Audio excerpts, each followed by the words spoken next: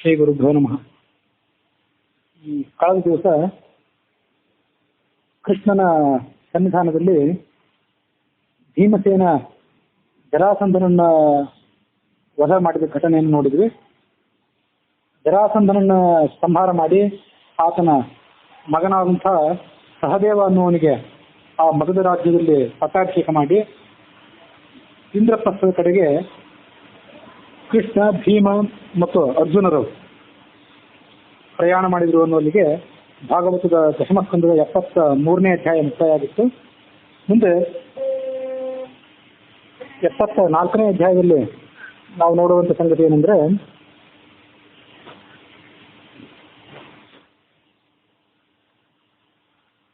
ಕೃಷ್ಣನ ಮಹಿಮೆಯನ್ನೆಲ್ಲ ಕೇಳಿ ಆ ಯುಧಿಷ್ಠಿರ ಕೃಷ್ಣನಿಗೆ ಹೇಳಿದ,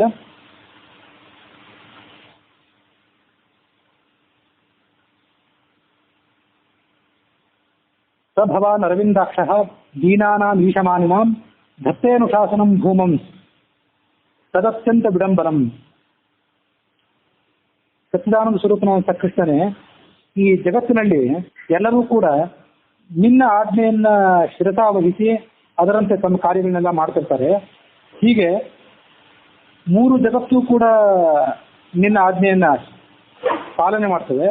ಆದರೆ ನಮ್ಮ ಸಂಗತಿ ಏನಾಗಿದೆ ಅಂದ್ರೆ, ನಾವು ಅತ್ಯಂತ ದೀನರು. ಪಂಚಪಾಂಡವರು ನಾವೇನಿದ್ದೀವಿ, ನಾವು ನಿನ್ನ ಭಕ್ತರು. ಆದರೂ ಈಶಮಾನಿ ನಾವು ದೊಡ್ಡ ಚಕ್ರವರ್ತಿಗಳು ಅಂತ ನಮ್ಮನ್ನು ನಾವೇ ಭಾವಿಸ್ಕೊಂಡಿದ್ದೇವೆ. 3 ಲೋಕಕ್ಕೂ ಒಡೆಯನಾದಂತಹ ನೀನು, ನಿನ್ನ ಆಜ್ಞೆಯನ್ನು ನಾವೆಲ್ಲ ಪಾಲನೆ ಮಾಡಬೇಕಾಗಿತ್ತು. ಆದ್ರೆ ನಾವು ಮಾಡುವಂತಹ ಯಜ್ಞಕ್ಕೆ ನೀನು ಬಂದು, ನಾವು ಮಾಡುವಂತಹ ಆಜ್ಞೆಯನ್ನ ನಾವು ಹೇಳುವಂತಹ ಕೆಲಸಗಳನ್ನು ನೀನು ಮಾಡ್ತಾ ಇದ್ದೀವಿ. ಇದು ವಿಪರೀತ ಸಂಗತಿ ಆಗಿದೆ. ನಿನ್ನ ಆಜ್ಞೆಯನ್ನು ನಾವು ಪಾಲನೆ ಮಾಡಬೇಕಾಗಿತ್ತು, ಆದ್ರೆ ನಮ್ಮ ಆಜ್ಞೆಯನ್ನು ನೀನೇನು ಪಾಲನೆ ಮಾಡ್ತಾ ಇದ್ದಿ. ಇದು ಬಹಳ ವಿಡಂಬನೆಯಾದ ಸಂಕೇತವಾಗಿದೆ. ಇದು ನಿನ್ನ ಕೇವಲ ಲೀಲೆ ಮಾತ್ರ ಆಗಿದೆ. ಅದು ಅತ್ಯಂತ ವಿಡಂಬನಂ, ಅತಿ ದೊಡ್ಡ ವಿಡಂಬನೆ ಅಂದ್ರೆ ಇದು. ನಹಿ ಏಕಸ್ಯ ಅದ್ವಿತೀಯಸ್ಯ ಬ್ರಹ್ಮಣಃ ಪರಮಾತ್ಮನಃ ಕರ್ಮಭಿರ್ವರ್ಧತೆ ತೇಜಃ ಸಸತೇಜ ಯಥಾ ರವೇಹೇ. ಸೂರ್ಯ ಅತ್ಯಂತ ತೇಜಸ್ವಿಯಾದವನು. ಆತ ಉದಯಿಸಿದಾಗ ಅವನ ತೇಜಸ್ ಹೆಚ್ಚೇನಾಗೋದಿಲ್ಲ, ಹಾಗೆ ಅಸ್ತಂಗತನಾದಾಗ ಅವನ ತೇಜಸ್ ಕಡಿಮೆನೂ ಆಗೋದಿಲ್ಲ. ಆದರೂ ಜನ ಏನ್ ಭಾವಿಸ್ತಾರೆ, ಸೂರ್ಯ ಅಸ್ತಂಗತನಾದ ಅಂತಾರೆ, ಸೂರ್ಯ ಉದಯಿಸಿದ ಅಂತಾರೆ. ಮಧ್ಯಾಹ್ನ ಕಾಲದಲ್ಲಿ ಸೂರ್ಯನ ಪ್ರಕಾಶ ಬಹಳ ಪ್ರಖರವಾಗಿದೆ ಅಂತಾರೆ, ಬೆಳಗಿನ ಹೊತ್ತಿನಲ್ಲಿ ಸೂರ್ಯನ ಪ್ರಕಾಶ ಕಡಿಮೆ ಆಗಿದೆ ಅಂತಾರೆ. ಇದು ನಮ್ಮ ಭಾವನೆ ಅಷ್ಟೇ. ಹಾಗೆ ನೀನು ಆಜ್ಞೆ ಮಾಡಿ ಬೇರೆಯವರ ಕಡೆಯಿಂದ ಕೆಲಸ ತಗೊಂಡಾಗ, ಅಥವಾ ಬೇರೆಯವರ ಆಜ್ಞೆಯನ್ನು ಶಿರಸಾವಹಿಸಿ, ನಮ್ಮಂಥವರ ಆಜ್ಞೆಯನ್ನು ಶಿರಸಾವಹಿಸಿ ಅದಕ್ಕೆ ತಕ್ಕಂತೆ ನೀನು ಕಾರ್ಯ ಮಾಡಿದಾಗಲಿ, ಅಥವಾ ನೀನು ಬೇರೆಯವರ ಕಡೆಯಿಂದ ಕೆಲಸ ಮಾಡಿದಾಗಲಿ, ನಿನ್ನ ಮಹಿಮೆಗೆ ಕುಂದೂ ಇಲ್ಲ, ಹೆಚ್ಚಳವೂ ಇಲ್ಲ. ನಿನ್ನ ಮಹಿಮೆ, ನಿನ್ನ ವೈಭವ ಯಾವತ್ತು ಒಂದೇ ರೀತಿಯಿಂದ ಇರುವಂಥದ್ದು. ನವೈತೆ ಅಧಿಕ ಭಕ್ತಾನಾಂ ಮಮಾಹಮಿತಿ ಮಾಧವ ತ್ವಂ ತವೇತಿ ಚ ನಾನಾಧೀಹಿ ಪಶೂನಾಮಿವ ವೈಕೃತ. ನಾನು ನನ್ನದು, ನೀನು ನಿನ್ನದು ಅನ್ನುವಂಥ ಈ ಭಾವನೆ ಏನಿದೆ, ಇದು ತೀರಾ ಕ್ಷುದ್ರವಾದಂತಹ ಮನುಷ್ಯರಲ್ಲಿರುವಂಥದ್ದು. ನೀನು ಯಾರನ್ನು ಕೂಡ ಇವನು ನಮ್ಮವನು, ಬೇರೆಯವರು ಅನ್ನೋ ಭಾವನೆಯಿಂದ ಪರಿಗಣನೆ ಮಾಡಿದವನಲ್ಲ. ಎಲ್ಲರನ್ನು ಕೂಡ ಸಮಾನವಾದಂತಹ ದೃಷ್ಟಿಯಿಂದ ಕಂಡು ಅವರಿಗೆ ನೀನು ಅನುಗ್ರಹವನ್ನು ಮಾಡಿದ್ದಿ. ಇದು ನಿನ್ನ ವೈಭವ ಆಗಿದೆ. ಹೀಗೆ ಕೃಷ್ಣನ ಸ್ತೋತ್ರವನ್ನು ಮಾಡಿ ಆತ ಮುಂದಿನ ಯಜ್ಞಕ್ಕೆ ಬೇಕಾದಂತಹ ಸಿದ್ಧತೆಗಳನ್ನು ಮಾಡಿಕೊಂಡ ಅಂತ ಇದೆ ಭಾಗವತದಲ್ಲಿ. ಈ ಭಾಗವತದಲ್ಲಿ ಬಂದಂತೆ ಆ ಭೀಮಾರ್ಜುನರು ಯಾವ್ಯಾವ ದಿಕ್ಕಿಗೆ ದಿಗ್ವಿಜಯಕ್ಕೆ ಹೋದ್ರು ಇತ್ಯಾದಿಗಳ ವರ್ಣನೆ ಅಲ್ಲಿಲ್ಲ. ತಾತ್ಪರ್ಯ ನಿರ್ಣಯದಲ್ಲಿ ಅದರ ವಿವರಣೆ ಎಲ್ಲ ಇದೆ. ಯುಧಿಷ್ಠಿರನೊಬ್ಬನ್ನು ಬಿಟ್ಟು ಭೀಮ, ಅರ್ಜುನ ಮತ್ತು ನಕುಲ ಸಹದೇವರು ವಿಭಿನ್ನ ದಿಕ್ಕುಗಳಿಗೆ ದಿಗ್ವಿಜಯಕ್ಕಾಗಿ ಹೋದ್ರು. ವಿಭಿನ್ನ ದಿಕ್ಕುಗಳಿಗೆ ದಿಗ್ವಿಜಯಕ್ಕೆ ಹೋಗಿ ಅಪಾರ ಪ್ರಮಾಣದ ಸಂಪತ್ತನ್ನು ಸಂಗ್ರಹ ಮಾಡಿಕೊಂಡು ಬಂದ್ರು ಅಂತ ಇದೆ. ಅದರ ಎಲ್ಲಾ ವಿವರಗಳೇನು ಬೇಕಾಗಿಲ್ಲ. ಮುಂದೊಂದ್ಸಲ ಮಹಾಭಾರತವನ್ನು ನೋಡುವಾಗ ಅದರ ಪ್ರತ್ಯೇಕ ವಿವರವನ್ನು ನಾವು ನೋಡ್ತೀವಿ. ಹಾಗಾಗಿ ಭೀಮ ಯಾವ ದಿಕ್ಕಿಗೆ ಹೋದ ಅಂದ್ರೆ ಪೂರ್ವ ದಿಕ್ಕಿನ ದಿಗ್ವಿಜಯಕ್ಕೆ ಹೋದ. ಅರ್ಜುನ ಉತ್ತರ ದಿಕ್ಕಿಗೆ ಹೋದ. ನಕುಲ ಸಹದೇವರು ಪಶ್ಚಿಮ ಮತ್ತು ದಕ್ಷಿಣ ದಿಕ್ಕಿಗೆ ದಿಗ್ವಿಜಯಕ್ಕೆ ಹೋದ್ರು ಎಂಬುದಾಗಿ ತಾತ್ಪರ್ಯ ನಿರ್ಣಯ ತಿಳಿಸ್ತೇವೆ. ಅರ್ಜುನನಿಗೆ ತಾನು ಮಹಾಪರಾಕ್ರಮಿ ಅಂತ ಅಹಂಕಾರ ಬರ್ತಿತ್ತು ಮೇಲಿಂದ ಮೇಲೆ. ಆ ಅಹಂಕಾರವನ್ನ ದಮನ ಮಾಡುವುದು ಕೃಷ್ಣನ ಸಂಕೇತ ಆಗಿರ್ತಿತ್ತು. ವೇದವ್ಯಾಸರ ಆಶಯನೂ ಅದೇ ಆಗಿರ್ತಿತ್ತು. ಅದಕ್ಕಾಗಿ ಆ ಕರ್ಣ ಮೊದಲಾದವರನ್ನ, ಕೀಚಕ ಮೊದಲಾದವರನ್ನ ಗೆಲ್ಲುವಂತ ಸಂಪೂರ್ಣ ಶಕ್ತಿ ಯಾರಿಗಾದ್ರೂ ಇದ್ದರೆ ಅದು ಭೀಮಸೇನಿಗೆ ಮಾತ್ರ. ಹಾಗಾಗಿ ಆ ಕೀಚಕ ಮೊದಲಾದವರನ್ನ, ಕರ್ಣ ಮೊದಲಾದವರನ್ನ ಎದುರಿಸುವ ಕಾರಣಕ್ಕಾಗಿ ಭೀಮನೇ ಈ ಪೂರ್ವ ದಿಕ್ಕಿಗೆ ಹೋಗ್ಲಿ ಅಂತ ಭೀಮನನ್ನು ಪೂರ್ವ ದಿಕ್ಕಿಗೆ ಕಳಿಸ್ಕೊಟ್ರು ಅಂತ ಹೇಳ್ತೀವಿ. ಸದ್ಯಕ್ಕೆ ಭೀಮ ಆ ಕರ್ಣ ಕವಚ ಕುಂಡಲದಿಂದ ಕೂಡಿದ್ದಾನೆ. ಕವಚ ಕುಂಡಲದಿಂದ ಕೂಡಿರೋದ್ರಿಂದ ಆ ಕರ್ಣನನ್ನ ಗೆಲ್ಲೋದು ಅರ್ಜುನನಿಗೆ ಸದ್ಯ ಆಗ್ಲಿಕ್ಕಿಲ್ಲ. ಮುಂದೊಂದು ಕಾಲದಲ್ಲಿ ತಂತ್ರಗಾರಿಕೆಯಿಂದ ಅವನ ಕರ್ಣ ಕುಂಡಲಗಳನ್ನು ಕಿತ್ಕೊಂಡ ಮೇಲೆ ಅರ್ಜುನ ಅವನನ್ನು ಕೊಲ್ಲಿಕ್ಕೆ ಸಮರ್ಥ ಆಗಬಹುದು. ಈಗ ಆ ಕರ್ಣನ ವಾಸಸ್ಥಾನವಾದಂತಹ ಪೂರ್ವ ದಿಕ್ಕು ಇತ್ಯಾದಿ ಕಡೆಗೆ ದಿಗ್ವಿಜಯ ಹೋಗೋದು ಯಾರಿಗಾರು ಸಾಧ್ಯವಾಗೋದಿದ್ರೆ ಅದು ಭೀಮಸೇನಿಗೆ ಮಾತ್ರ. ಆತ ಆ ಕಡೆ ಹೋಗಲಿ. ಪೌಂಡ್ರಕ, ವಾಸುದೇವ ಮತ್ತು ಕೀಚಕ, ಅವಧ್ಯನ ಅಂತ ಶಿಶುಪಾಲ ಇತ್ಯಾದಿಗಳೆಲ್ಲರೂ ಕೂಡ ಆ ಭೀಮನಿಗೆ ಭಯ ಪಡ್ತಾರೆ. ಯಾಕಂದ್ರೆ ನಾವು ಜರಾಸಂಧನನ್ನು ಮಣಿಸಿದವನು, ಹಾಗಾಗಿ ಆತ ಪೂರ್ವ ದಿಕ್ಕಿಗೆ ಹೋಗಲಿ ಅಂತ ಹೇಳಿದ್ರು. ಉತ್ತರ ದಿಕ್ಕಿಗೆ ನೀನು ಹೋಗುವಂತ ಆ ಅರ್ಜುನನನ್ನು ಉತ್ತರ ದಿಕ್ಕಿಗೆ ಕಳಿಸಿದ್ರು. ಯಾಕೆಂದ್ರೆ ಆ ಉತ್ತರ ದಿಕ್ಕಿನಲ್ಲಿ ಸಂಚಾರ ಮಾಡಲಿಕ್ಕೆ ಬೇಕಾದಂತಹ ದಿವ್ಯವಾದಂತಹ ರಥ, ದಿವ್ಯವಾದಂತಹ ಅಸ್ತ್ರಗಳು, ಧನುಸ್ಸು ಎಲ್ಲ ನಿನ್ನ ಕಡೆ ಇದೆ. ಹಾಗಾಗಿ ನೀನು ಉತ್ತರ ದಿಕ್ಕಿಗೆ ಹೋಗು ಅಂತ ಹೇಳಿದ್ರು.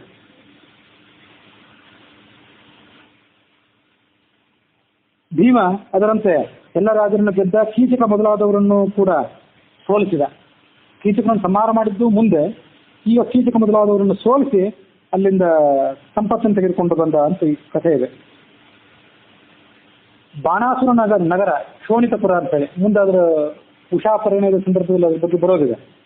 ಇವತ್ತಿನ ಆಸಾಂ ಅಥವಾ ಕಾಮರೂಪ ಏನಿದೆ ಅಲ್ಲಿ ಪ್ರಾಗ್ಜ್ಯೋತಿಷಪುರ ಅಂತ ಹೇಳಿ ಆ ಆಸಾಮಿನ ರಾಜಧಾನಿ, ಅಲ್ಲಿ ನರಕಾಸುರ ಇದ್ದ. ಅಲ್ಲಿಂದ ಮುಂದೆ ಶೋಣಿತಪುರ.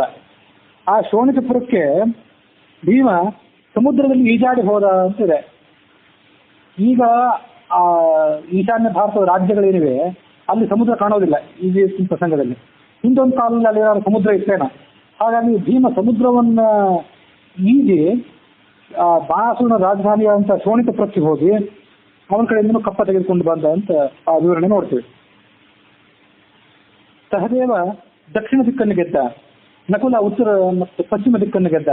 ಹೀಗೆ ಅವರೆಲ್ಲರೂ ಕೂಡ ನಾನಾ ದಿಕ್ಕುಗಳನ್ನು ಗೆದ್ದರು. ನಾನಾ ದಿಕ್ಕುಗಳನ್ನು ಗೆದ್ದು ಅಪಾರ ಪ್ರಮಾಣದ ಸಂಪತ್ತನ್ನು ತಂದು ಯುಧಿಷ್ಠಿರನ ರಾಜಧಾನಿಯಾದಂತಹ ಇಂದ್ರಪ್ರಸ್ಥಕ್ಕೆ ತಂದು ಒಪ್ಪಿಸಿದರು. ಶಾಸ್ತ್ರೀಯ ಹೇಳೋ ಮಾಹಿತಿ ಏನಂದ್ರೆ, ನಕುಲ, ಸಹದೇವ, ಭೀಮ, ಅರ್ಜುನ ಇವರು ಸಂಪಾದನೆ ಮಾಡಿದಂತಹ ರತ್ನ ಮತ್ತು ಸುವರ್ಣದ ರಾಶಿ ಇತ್ತಲ್ಲ, ಅದೆಷ್ಟಿತ್ತು? ನಕುಲ ಸಂಪಾದನೆ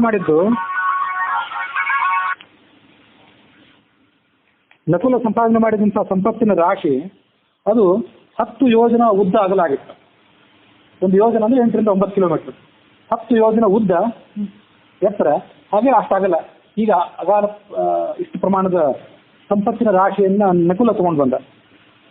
ಸಹದೇವನದ್ದು 30 ಯೋಜನ. ಭೀಮ 100 ಯೋಜನ ವಿಸ್ತಾರವುಳ್ಳಂತಹ ಸಂಪತ್ತಿನ ರಾಶಿಯನ್ನು ತಂದು ಹಾಕಿದ ಇಂದ್ರಪ್ರಸ್ಥಕ್ಕೆ.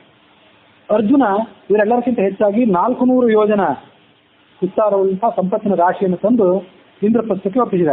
ಯಾಕೆಂದ್ರೆ ಅರ್ಜುನ ಇಂದ್ರನ ಅವತಾರ ಆದ್ರಿಂದ ದೇವತೆಗಳು ಮತ್ತು ದೇವದೂತರು ಸಪ್ತ ದ್ವೀಪಗಳಲ್ಲಿ ಎಲ್ಲಾ ಕಡೆ ಇರುವಂತಹ ರತ್ನಗಳನ್ನು ತಂದು ಅರ್ಜುನಿಗೆ ಕೊಟ್ಟಿದ್ರು.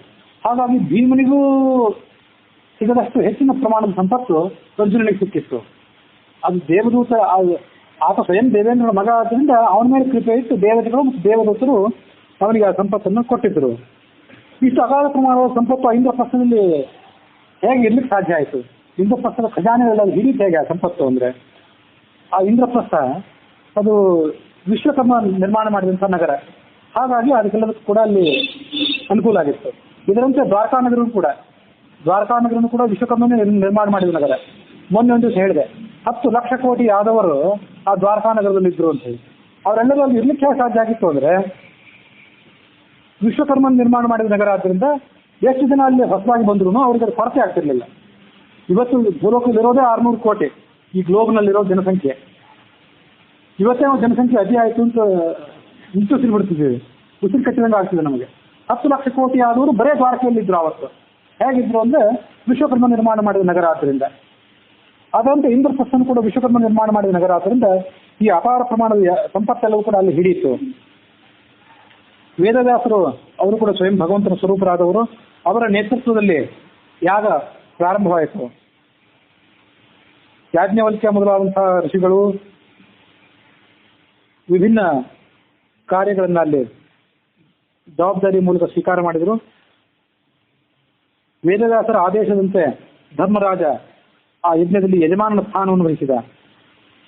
ಭೀಮಾರ್ಜುನಾದಿಗಳು ಕೂಡ ಬರೇ ಯುಧಿಷ್ಠಿರ ಅಲ್ಲ, ಭೀಮ, ಅರ್ಜುನ, ನಕುಲ ಸಹದೇವರು ಕೂಡ ಆತನ ಸಹೋದರರಾದ್ರಿಂದ ಸಾಮೂಹಿಕವಾಗಿ ಅವರೆಲ್ಲರೂ ಕೂಡ ಆ ಯಾಜಮಾನ್ಯವನ್ನು ಅಂದ್ರೆ ಯಜಮಾನತ್ವವನ್ನು ಸ್ವೀಕಾರ ಮಾಡಿದರು.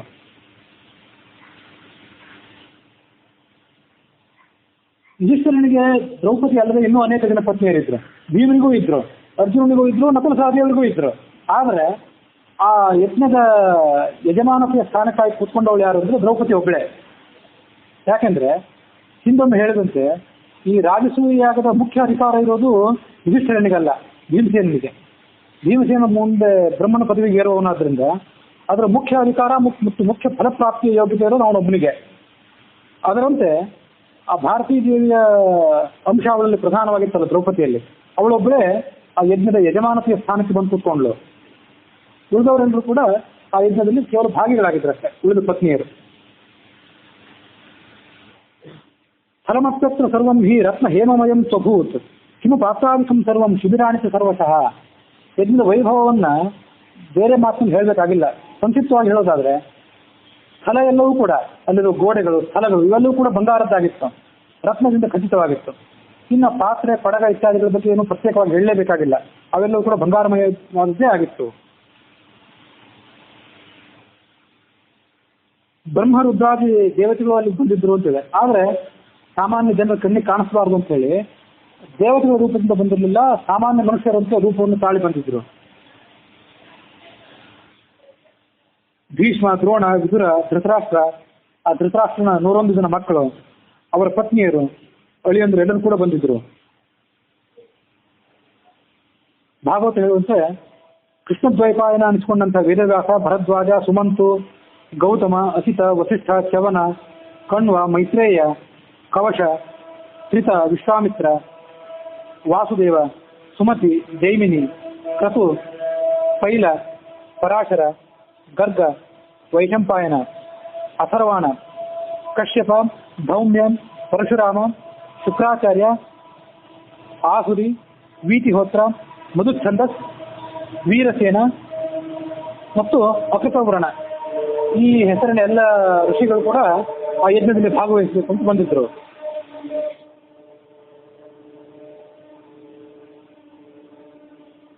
ಭಾಗವತ ಹೇಳುವಂತೆ ಯುಧಿಷ್ಠಿರ ಆ ಯಜ್ಞದ ದೀಕ್ಷೆಯನ್ನು ಸ್ವೀಕಾರ ಮಾಡೋಕ್ಕಿಂತ ಮೊದಲು ಆ ಯಜ್ಞ ಮಾಡುವಂತ ನೆಲ ಏನಿದೆ ಅದನ್ನ ನೇಗಿಲಿನಿಂದ ಉಳ್ಬೇಕು ಅಂತ ನಿಯಮ ಇರ್ತದಲ್ಲ, ಆ ನಿಯಮಕ್ಕನುಸಾರವಾಗಿ ಅವನು ಕೂಡ ಭೂಮಿಯನ್ನು ಉತ್ತ. ಎಂಥ ನೇಗಿಲು ಅಂದ್ರೆ ಚಿನ್ನದ ನೇಗಿಲು. ಒಂದು ಶುಭ ಮುಹೂರ್ತದಲ್ಲಿ ಚಿನ್ನದ ನೇಗಿಲಿನಿಂದ ಆ ಯಾಗ ಭೂಮಿಯನ್ನು ಉತ್ತು ಅದನ್ನು ಪವಿತ್ರವನ್ನಾಗಿ ಮಾಡಿ ಮುಂದೆ ಯುಧಿಷ್ಠಿರನಿಗೆ ಯಾಗ ದೀಕ್ಷೆಯನ್ನ ಕೊಡಿಸಿದ್ರು ಅಲ್ಲಿರುವಂತಹ ಋತ್ವಿಜರು.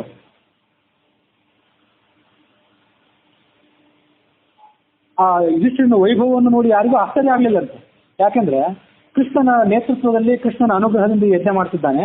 ಹೀಗೆ ಯಜ್ಞ ಮಾಡುವಾಗ ಅಲ್ಲಿ ಬೇಕಾದಂತಹ ಸಂಪತ್ತು ಏನು ಬಂದಿತ್ತು, ಅದು ಯಾವುದಕ್ಕೂ ಏನು ಕೊರತೆ ಇರಲಿಲ್ಲ. ಕೃಷ್ಣನ ಅನುಗ್ರಹ ಇರೋದ್ರಿಂದ ಈ ಯಾವ ಸಂಪತ್ತು ಕೂಡ ಇಲ್ಲಿ ಆಶ್ಚರ್ಯ ಅಲ್ಲ ಅಂತ ಜನ ಭಾವಿಸಿದರು.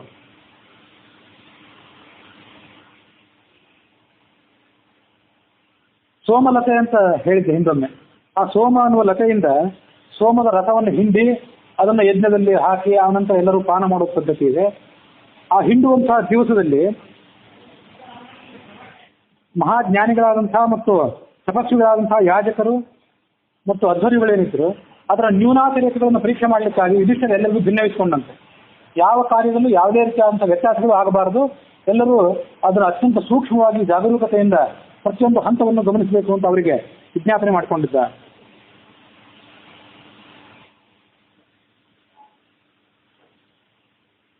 ಬಲರಾಮ ಮೊದಲಾದಂಥ ಎಲ್ಲ ಯಾದವರು ಬಂದಿದ್ರು. ರುಕ್ಮಿಣಿ, ಸತ್ಯಭಾಮೆ ಮೊದಲಾದಂಥ ಕೃಷ್ಣನ ಮಹಿಷಿಯರು ಬಂದರು ಅಂತಿದೆ. ಇಲ್ಲೇ ಭಾಗವತದಲ್ಲಿ ಬಂದಂತೆ ಆ ಜರಾಸಂಧನನ್ನು ಕೊಲ್ಲೋದಕ್ಕಿಂತ ಮೊದಲೇ ಎಲ್ಲರನ್ನೂ ಕರ್ಕೊಂಡು ಕೃಷ್ಣ ಅಲ್ಲಿಗೆ ಬಂದಿದ್ದ ಅಂತಿದೆ. ಬಂದವರು ಅಲ್ಲೇ ಉಳಿದಿದ್ದಿರಬಹುದು ಅಥವಾ ಸ್ವಲ್ಪ ದಿವಸ ಅಲ್ಲಿದ್ದು ಮತ್ತೆ ದ್ವಾರಕಾನಗರಕ್ಕೆ ಹೋಗಿ ಇನ್ನೊಮ್ಮೆ ಯಜ್ಞದಲ್ಲಿ ಭಾಗವಹಿಸಲಿಕ್ಕಾಗಿ ಬಂದಿದ್ರು ಅಂತಲೂ ಅದನ್ನ ನೋಡ್ಬೋದು.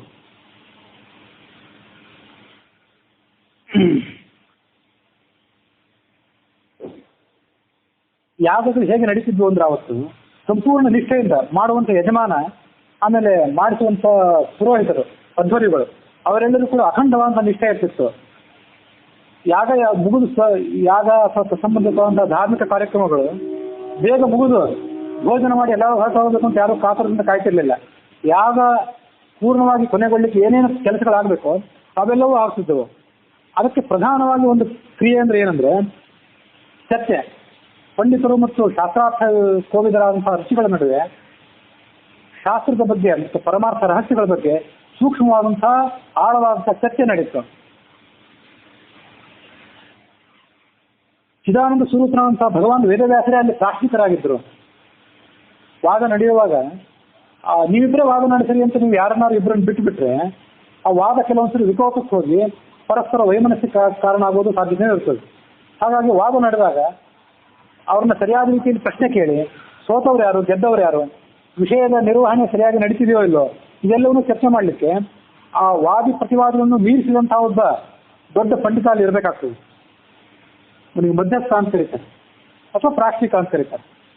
ಅಲ್ಲಿ ಪ್ರಾಶ್ನಿಕರು ಯಾರಾಗಿದ್ರು ಅಂದ್ರೆ ಸ್ವಯಂ ವೇದವ್ಯಾಸರೇ ಪ್ರಾಶ್ನಿಕರಾಗಿದ್ದರು.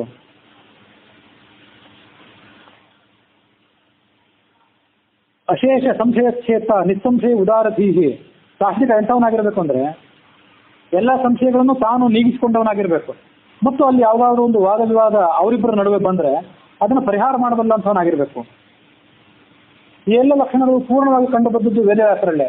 ಹಾಗಾಗಿ ವೇದವ್ಯಾಸರೇ ಅಲ್ಲಿ ಪ್ರಾಶ್ನಿಕರಾಗಿ ಬಂದರು.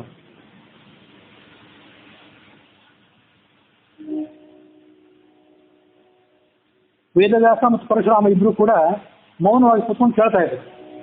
ಚರ್ಚೆ ಏನ್ ನಡೆದಿದೆ, ಯಾವ ದಿಕ್ಕಿನಲ್ಲಿ ಸಾಗ್ತಾ ಇದೆ ವಾದ ಅಂತ ಕೇಳ್ತಾ ಇದ್ರು.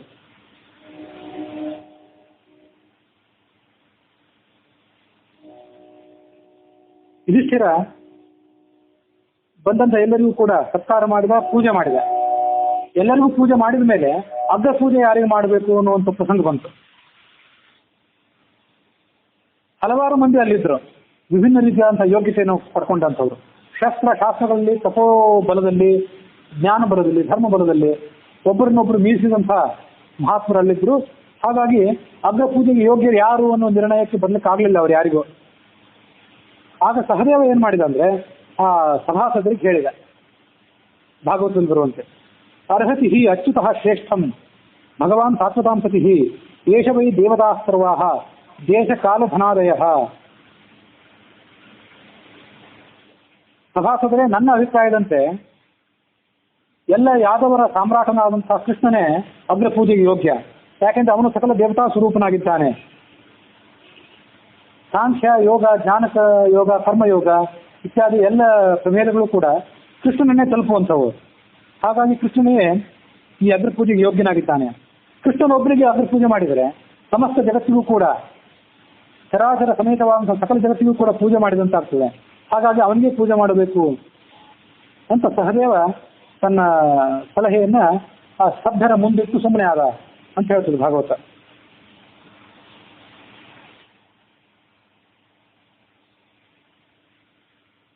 ಶಾಸ್ತ್ರೀಯ ನಿರ್ಣಯದಲ್ಲಿ ಬಂದಂತೆ ಧರ್ಮರಾಜ ಭೀಷ್ಮನನ್ನ ಕೇಳಿದಂತೆ, ಅಗ್ರ ಪೂಜೆಗೆ ಯೋಗ್ಯನಾದವನು ಶ್ರೀಕೃಷ್ಣ ಬಿಟ್ಟರೆ ಬೇರೆ ಯಾರು ಇಲ್ಲ ಅನ್ನೋ ಸಂಗತಿ ಆ ಧರ್ಮರಾಜನಿಗೂ ಗೊತ್ತಿತ್ತು. ಅವನಿಗೇನು ಹೊಸ ಸಂಗತಿ ಆಗಿರಲಿಲ್ಲ. ಆದರೂ ಕೂಡ ಆ ಸಂದರ್ಭದಲ್ಲಿ ಎಲ್ಲರಿಗೂ ಅದನ್ನ ನಿಶ್ಚಳವನ್ನಾಗಿ ತೋರಿಸಬೇಕಾಗಿತ್ತು, ಸ್ಪಷ್ಟಪಡಿಸಬೇಕಾಗಿತ್ತು. ಅದಕ್ಕಾಗಿ ಆತ ಮತ್ತೊಮ್ಮೆ ಕೇಳಿದ,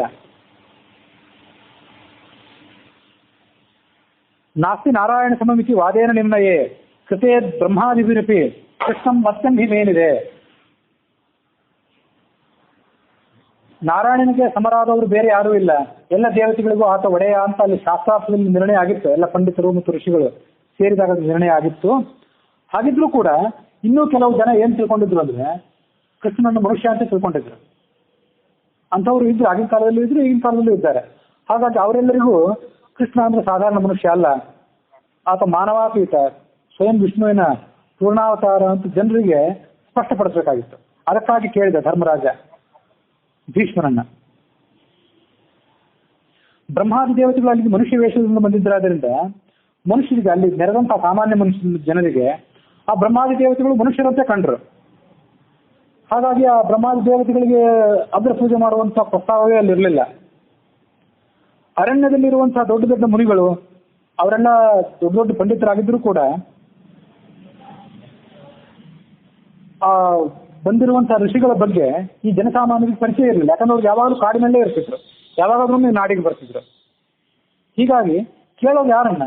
ಬ್ರಹ್ಮಾದಿ ಋಷಿಗಳಿಂದ, ಬ್ರಹ್ಮಾದಿ ದೇವತೆಗಳನ್ನ ಕೇಳಬೇಕು ಅಂದ್ರೆ ಅವರು ಸಾಮಾನ್ಯವಂತೆ ಬಂದಿದ್ದಾರೆ, ಅವ್ರನ್ನ ಕೇಳುವಂತಿಲ್ಲ. ಮುನಿಗಳನ್ನು ಕೇಳಬೇಕು ಅಂದ್ರೆ ಮುನಿಗಳ ಬಗ್ಗೆ ಜನಸಾಮಾನ್ಯರಿಗೆ ಪರಿಚಯ ಇಲ್ಲ. ಹಾಗಾಗಿ ಜನಸಾಮಾನ್ಯರ ವಿಶ್ವಾಸಕ್ಕೆ ಪಾತ್ರನಾದಂಥ ಒಬ್ಬ ವ್ಯಕ್ತಿಯನ್ನು ಕೇಳಬೇಕಲ್ಲ. ಭೀಮ ಸಕಲ ಶಾಸ್ತ್ರವನ್ನು ಬಲ್ಲವನು, 100-150 ವರ್ಷ ಶಾಸ್ತ್ರಾಭ್ಯಾಸ ಮಾಡಿದವನು ಅಂತ ಇನ್ನೊಮ್ಮೆ ಹೇಳಿದ್ದೆ, ಶಸ್ತ್ರಶಾಸ್ತ್ರಾಭ್ಯಾಸ ಮಾಡಿದವನು ಅಂತೇಳಿ. ಹಾಗಾಗಿ ಮನೆತನದಲ್ಲೂ ಅತ್ಯಂತ ಹಿರಿಯ, ಎಲ್ಲರ ಗೌರವಕ್ಕೆ ಪಾತ್ರನಾದವನು. ಹಾಗಾಗಿ ಧರ್ಮರಾಜ ಅವನನ್ನೇ ಕೇಳಿದ.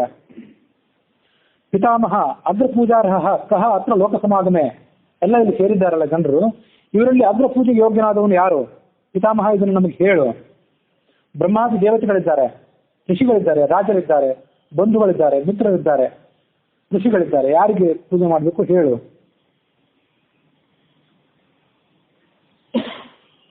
ಆಗ ಭೀಷ್ಮ ಹೇಳಿದ. ಇತಿ ಪೃಷ್ಟ ಅಬ್ರವೀತ್ ಭೀಷ್ಮ ಕೃಷ್ಣಂ ಪೂಜ್ಯತಮಂ ಪ್ರಭುಂ. ಕೃಷ್ಣನೇ ಇವರೆಲ್ಲರಲ್ಲೂ ಕೂಡ ಪೂಜ್ಯ ಅಂತ ಹೇಳಿದ. ಆ ಅಗ್ರ ಪೂಜೆ ಮಾಡುವಂತ ಸಂದರ್ಭ ಅಲ್ಲಿ ಯಾಕೆ ಬಂದಿತ್ತು ಅಂದ್ರೆ ತಾತ್ಪರ್ಯ ನಿರ್ಣಯದಲ್ಲಿ ಅದು ನೋಡ್ಬೇಕು. ರಾಜಸೂಯಾಶ್ವಮೇಧ ಅಂತಿದೆಯಲ್ಲ, ಇದು ಇನ್ನೊಂದು ಸಂಗತಿ ನೋಡ್ಬೇಕು ನಾವು. ಬರೇ ರಾಜಸೂಯ ಯಾಗ ಆಗಿರ್ಲಿಲ್ಲ, ಅದು ಅಶ್ವಮೇಧ ಯಾಗನೂ ಕೂಡ ಆಗಿತ್ತು. ಮುಂದೊಮ್ಮೆ ಅಶ್ವಮೇಧ ಯಾಗ ಅವ್ರು ಮಾಡೋರಿದ್ರು. ಈ ಸಂದರ್ಭದಲ್ಲಿ ಕೂಡ ಅಶ್ವಮೇಧ ಯಾಗನೂ ನಡೀತು ಅಂತ ಅದನ್ನ ಆ ವ್ಯಾಖ್ಯಾನ ತಿಳಿಸ್ತದೆ. ಅನೇಕ ಯಾಗಗಳ ಸಮೂಹ ಇದೆ. ರಾಜಸೂಯ ಅಂದ್ರೆ ಒಂದೇ ಒಂದು ಯಾಗ ಅಲ್ಲಿ ಇರೋದಿಲ್ಲ, ಅನೇಕ ಉಪಯಾಗಗಳಲ್ಲಿರ್ತವೆ. ಅದರಲ್ಲಿ ಅಭಿಷೇಚನೀಯ ಯಾಗ ಅಂತ ಒಂದು. ಅಭಿಷೇಚನೀಯ ಯಾಗ ಅಂದ್ರೆ ರಾಜನಾದವನಿಗೆ ಪುಣ್ಯ ತೀರ್ಥದ ಜಲದಿಂದ ಅಭಿಷೇಕ ಮಾಡಬೇಕು. ಅದೇ ಸಂದರ್ಭದಲ್ಲಿ ಪ್ರತಿಷ್ಠಿತರಾದಂತಹ ಗಣ್ಯ ವ್ಯಕ್ತಿಗಳನ್ನು ಆರಿಸಿ ಅವರಿಗೆ ಮೊದಲು ಅರ್ಘ್ಯ, ಪಾದ್ಯ, ಮಧುಪರ್ಕ ಇತ್ಯಾದಿಗಳನ್ನು ಕೊಟ್ಟು ಸತ್ಕಾರ ಮಾಡಬೇಕು. ಆ ಪೂಜೆಯನ್ನು ಸ್ವೀಕಾರ ಮಾಡುವಂತ ಯೋಗ್ಯತೆ ಇರುವರು ಅಂದ್ರೆ 6 ಜನ. ಋತ್ವಿಜ ಅಂದ್ರೆ ಪುರೋಹಿತ, ಗುರು ವಿದ್ಯೆಯನ್ನು ಉಪದೇಶ ಮಾಡಿದ ಗುರು, ಆಚಾರ್ಯ ಅಂದ್ರೆ ಮನೆತನದ ಆಚಾರ್ಯ, ಸ್ನಾತಕ ಅಂದ್ರೆ ಇನ್ನೂ ಮದುವೆ ಆಗದೆ ಸಕಲ ಶಾಸ್ತ್ರಾಭ್ಯಾಸವನ್ನು ಮುಗಿಸಿ ಪೂಜ್ಯನಾಗಿರ್ತಕ್ಕಂಥವನು, ಆಮೇಲೆ ರಾಜ, ಎಲ್ಲರಿಗೂ ಗೌರವಪಾತ್ರನಾದಂತಹ ರಾಜ, ಮತ್ತು ಪ್ರಿಯ ಬಂಧು, ವಂಶದ ಹಿರಿಯ ಇತ್ಯಾದಿಗಳು. ಈ 6 ಜನ ಮೊದಲು ಸತ್ಕಾರ ಮಾಡಿಸ್ಕೊಳ್ಳಿಕ್ಕೆ ಯೋಗ್ಯರು. ಈ 6 ಜನರು ಒಂದ್ ವೇಳೆ ಬಂದಿದ್ರೆ ಅವರಲ್ಲಿ ಯಾರು ಶ್ರೇಷ್ಠ ಅಂತ ಪರಿಶೀಲನೆ ಮಾಡಿ ಅವನಿಗೆ ಅಗ್ರ ಪೂಜೆ ಮಾಡಬೇಕು, ಅದು ಪದ್ಧತಿ. ಕೃಷ್ಣನೇ ಈ ಅಗ್ರ ಪೂಜೆ ಯೋಗ್ಯ ಅಂತ ಭೀಷ್ಮ ತನ್ನ ನಿರ್ಣಯವನ್ನು ಕೊಟ್ಟ. ನಿರ್ಣಯದಲ್ಲಿ ಹೇಳುವಂತೆ ಈಗ ನಾನು ಹೇಳಿದಂತೆ ಧರ್ಮರಾಜ ಕೇಳಿದ, ಭೀಷ್ಮ ನಿರ್ಣಯ ಕೊಟ್ಟ. ಭಾಗವತದಲ್ಲಿ ಆ ಮಾತನ್ನು ಹೇಳಿದವನು ಸಹದೇವ. ಮಹಾಭಾರತದಲ್ಲೂ ಕೂಡ ಆ ಭೀಷ್ಮ ತನ್ನ ಅಭಿಪ್ರಾಯವನ್ನು ಹೇಳಿದ ಮೇಲೆ ಆ ಭೀಷ್ಮನ ಅಭಿಪ್ರಾಯವನ್ನು ಸಭೆಯಲ್ಲಿ ಅಧಿಕೃತವಾಗಿ ಘೋಷಣೆ ಮಾಡಿದವನು ಸಹದೇವನೇ. ಹಾಗಾಗಿ ನಿರ್ಣಯದಲ್ಲೂ ಕೂಡ ಇದನ್ನು ತಗೊಳ್ಬೇಕು ಅಂತ ಹೇಳ್ತಾರೆ ತಾತ್ಪರ್ಯ ವ್ಯಾಖ್ಯಾನದಲ್ಲಿ. ನಿರ್ಣಯ ಕೆಲವು ವಿಷಯಗಳನ್ನು ಹೇಳಿರೋದಿಲ್ಲ. ಮೊದಲು ಧರ್ಮರಾಜ ಕೇಳಿದ ಭೀಷ್ಮನನ್ನ, ಭೀಷ್ಮ ತನ್ನ ಅಭಿಪ್ರಾಯ ಹೇಳಿದ, ಭೀಷ್ಮನ ಅಭಿಪ್ರಾಯವನ್ನು ಸಭೆಗೆ ತಿಳಿಯಪಡಿಸಿದ ಯಾರು? ಸಹದೇವ ಅಂತ. ಅದನ್ನ ತಾತ್ಪರ್ಯ ನಿರ್ಣಯದಲ್ಲಿ ಅದು ಇಲ್ಲದೇ ಇದ್ರು ಅದನ್ನ ಸೇರಿಸ್ಕೊಳ್ಬಹುದು ಅಂತ ಹೇಳ್ತಾರೆ ವ್ಯಾಖ್ಯಾನಕಾರರು.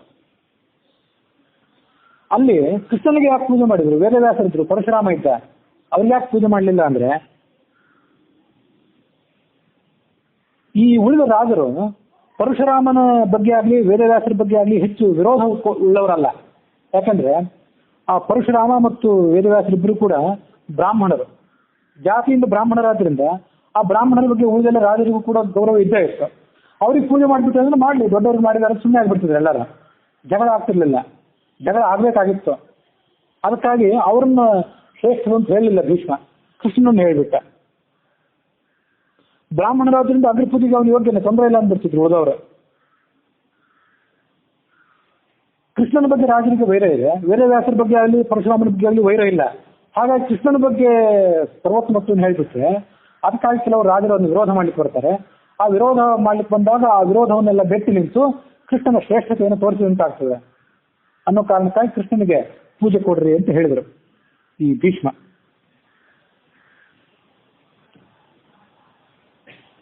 ಹಾಗಾಗಿ ಎಲ್ಲ ಪಾಂಡವರು ಮುಂದೆ ಬಂದು ಆ ಕೃಷ್ಣನಿಗೆ ಅಗ್ರ ಪೂಜೆಯನ್ನು ಸಲ್ಲಿಸಿದರು. ಕೃಷ್ಣನಿಗೆ ಅಗ್ರ ಪೂಜೆಯನ್ನು ಸಲ್ಲಿಸಿದ್ರು ಕೂಡ ಅದು ವೇದವ್ಯಾಸರಿಗೆ ಮತ್ತು ಪರಶುರಾಮನಿಗೆ ಸಲ್ಲಿಸಿದಂತಾನೆ ಆಯಿತು. ವೇದವ್ಯಾಸ, ಕೃಷ್ಣ ಮತ್ತು ಪರಶುರಾಮ ಏನು ರೂಪಗಳಿವೆ, ಇವು ಪರಸ್ಪರ ಅತ್ಯಂತ ಅಭಿನ್ನ ಆದ್ರಿಂದ ಆ ಎಲ್ಲ ರೂಪಗಳಿಗೂ ಪರಸ್ಪರ ಪೂಜೆಯನ್ನು ಸಲ್ಲಿಸಿದಂತೆ ಆಯಿತು.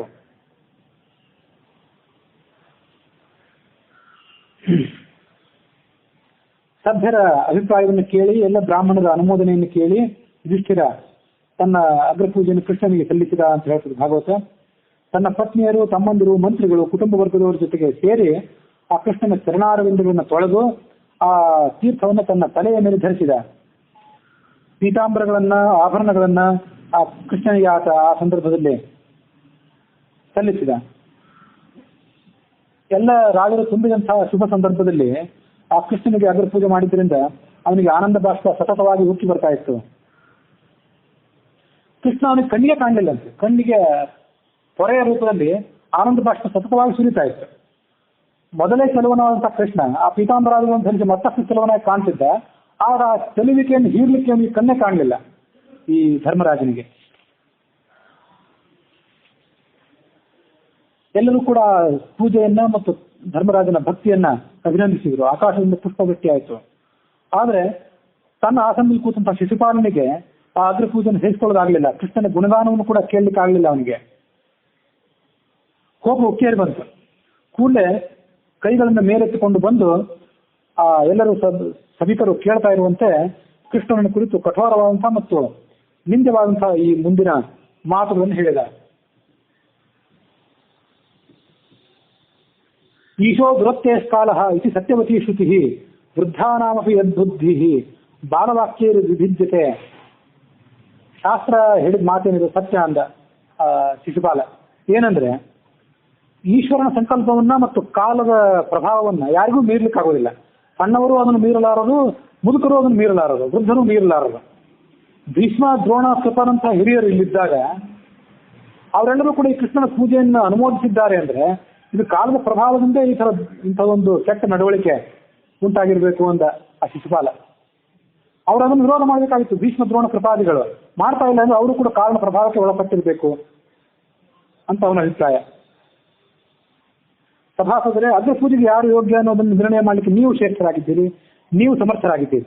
ಆ ಬಾಲಕನಾದಂತ ಸಹದೇವ ಅದನ್ನ ಹೇಳಿಬಿಟ್ಟ, ನೀವೆಲ್ಲ ಕೇಳಿಬಿಟ್ರಿ. ಇದು ನಿಮ್ಮ ಬುದ್ಧಿಗೆ ಉಚಿತ ಅಲ್ಲ, ಇದು ತಕ್ಕದ್ದಲ್ಲ. ಅವನ ಅಭಿಪ್ರಾಯವನ್ನು ನೀವು ಅನುಮೋದಿಸಬೇಡಿ.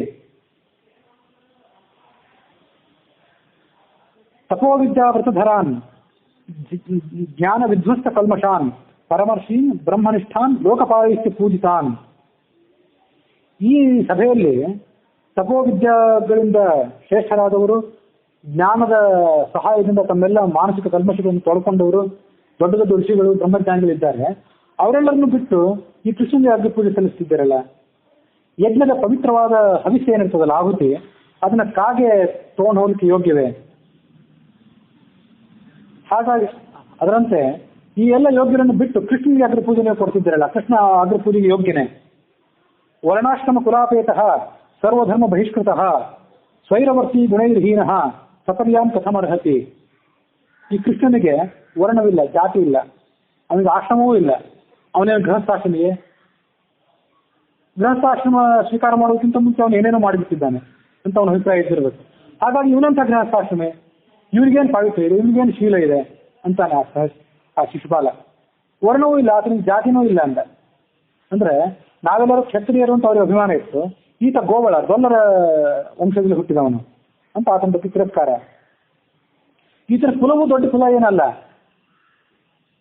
ಸ್ವಯಂ ಯದುವಂಶದವನ ಇವರ ವಂಶದ ಮೂಲ ಪುರುಷನವಂತ ಯದುವೇ ಈ ಎಲ್ಲ ಯಾದವರಿಗೆ ಸಾಮೂಹಿಕ ಶಾಪವನ್ನು ಕೊಟ್ಟಿದ್ದಾನೆ.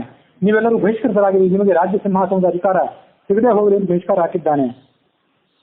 ಮನಬಂದಂತೆ ವರ್ತನೆ ಮಾಡ್ತಾನೆ. ಇವಾಗೇನೋ ಲೋಕದ ಮರ್ಯಾದೆ ಏನಿಗೆ, ತಾನು ಎಲ್ಲವನ್ನು ಮೀರಿ ನಿಂತವನು ಅನ್ನುವಂತೆ ಸ್ವಚ್ಛಂದವಾಗಿ ಈತ ವರ್ತನೆ ಮಾಡ್ತಾನೆ. ಒಂದು ಸದ್ಗುಣವೂ ಇವನಿಗಿಲ್ಲ. ಇವನು ಹೇಗೆ ಅಗ್ರ ಪೂಜೆಗೆ ಯೋಗ್ಯನಾಗ್ತಾನೆ? ಯಯಾತಿನೇಶಾಂ ಹಿ ಕುಲಂ ಹಿ ಶಕ್ತಂ. ನಾನು ಯದು ಅಂತ ಹೇಳಿದೆ, ಶಾಪ ಕೊಟ್ಟವನು ಯದು ಅಲ್ಲ, ಯಯಾತಿ. ಯಯಾತಿ ಶಾಪ ಕೊಟ್ಟಿದ್ದ, ಯದುವಿಗೆ ಕೊಟ್ಟಿದ್ದ ಅಷ್ಟೇ. ಯಯಾತಿಯ ಮಾತನ್ನು ಯದು ಕೇಳದೇ ಇದ್ದಾಗ ಆ ಯಯಾತಿ ಶಾಪ ಕೊಟ್ಟಿದ್ದ, ನಿನ್ನ ಸಂತಾನಕ್ಕೆ ರಾಜ್ಯಾಧಿಕಾರ ಸಿಗದೆ ಹೋಗಲಿ ಅಂತ. ಅದನ್ನ ನೆನಪು ಮಾಡ್ಕೊಂಡ ಈ ಶಿಶುಪಾಲ.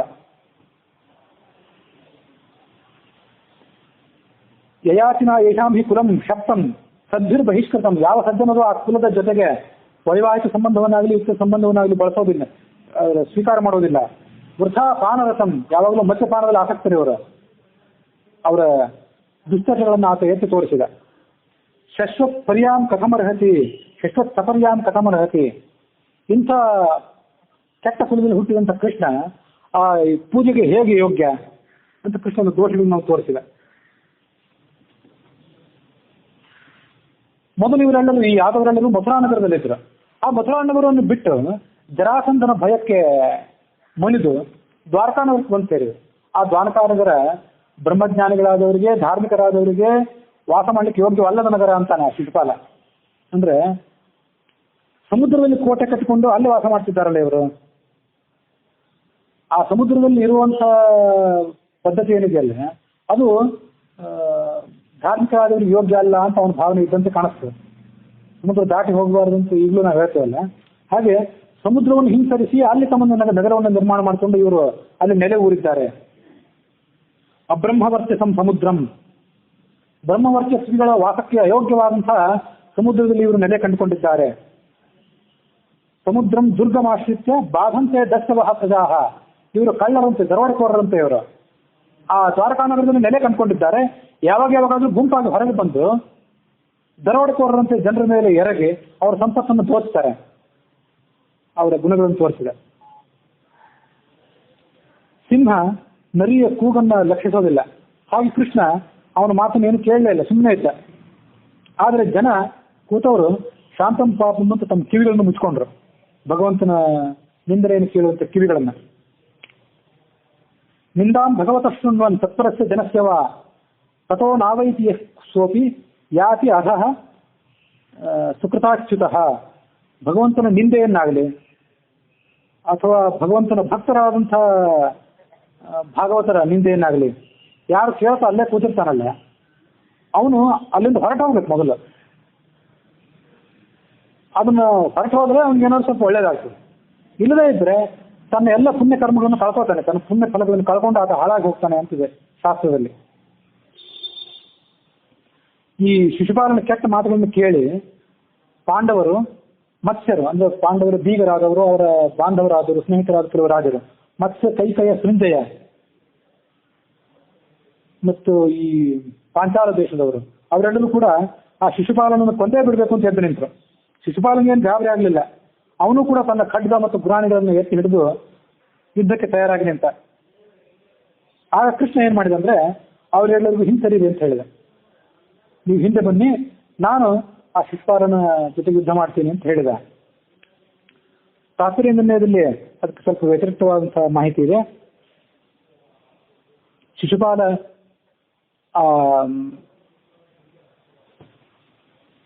ಕೃಷ್ಣನ ಪೂಜೆಯನ್ನು ಸಹಿಸಲಿಲ್ಲ, ನಿಂದಿಸಿದ ಆ ಶಿಶುಪಾಲ ಕೃಷ್ಣನನ್ನ. ಆಗ ಭೀಮಸೇನ ಮೊದಲು ಅದನ್ನು ವಿರೋಧ ಮಾಡಿದ ಅಂತ ಹೇಳ್ತಾರೆ ತಾತ್ಪರ್ಯ ನಿರ್ಣಯ. ಅವನ ಪ್ರತಿಜ್ಞೆ ಏನಂದ್ರೆ ಭೀಮಸೇನ ಅಂದು, ನನ್ನ ಕಣ್ಣೆದುರಿಗೆ ಆಗಲಿ ನನ್ನ ಕಣ್ಣ ಹಿಂದೆ ಆಗಲಿ ಯಾರು ಭಗವಂತನ ನಿಂದೆಯನ್ನು ಮಾಡಿದರೆ ಅವರ ನಾಲಿಗೆಯನ್ನೇ ಕತ್ತರಿಸಿ ಬಿಡ್ತೀನಿ ಅಂತ ಅವನ ಪ್ರತಿಜ್ಞೆ ಇತ್ತು. ಹಾಗಾಗಿ ಇದನ್ನು ಅವನು ಸಹಿಸಲಿಲ್ಲ. ದೂರೇತಿ ಕೇಶವ ನಿಂದನಕಾರಿ ಜಿಹ್ವಾ ಮುಚ್ಚೆ, ಜಿಹ್ವಾಮ ನಾಲಿಗೆಯನ್ನು ಕತ್ತರಿಸಿ ಬಿಸಾಕ್ತೀನಿ ಅಂತ ಅವನ ಪ್ರತಿಜ್ಞೆ. ಅದು ಪರಮ ಭಾಗವತ ಅವನು. ನಾವು ಪರಮ ಭಾಗವತರಲ್ಲ ಅಂತ ಅಷ್ಟು ದೃಢವಾದ ಭಕ್ತಿ ನಾವು ಮಾಡ್ಲಿಕ್ಕೆ ಸಾಧ್ಯವೇ ಇಲ್ಲ, ಅಂತ ತಾಕತ್ತು ನಮಗಿಲ್ಲ. ಅವನು ಎರಡೂ ಇತ್ತು, ಭಕ್ತಿಯೂ ಇತ್ತು, ತಾಕತ್ತು ಇತ್ತು. ಅದರಿಂದ ನಾವು ಅವನು ಬಿಡೋದಿಲ್ಲ ಅಂತ ಅವನು.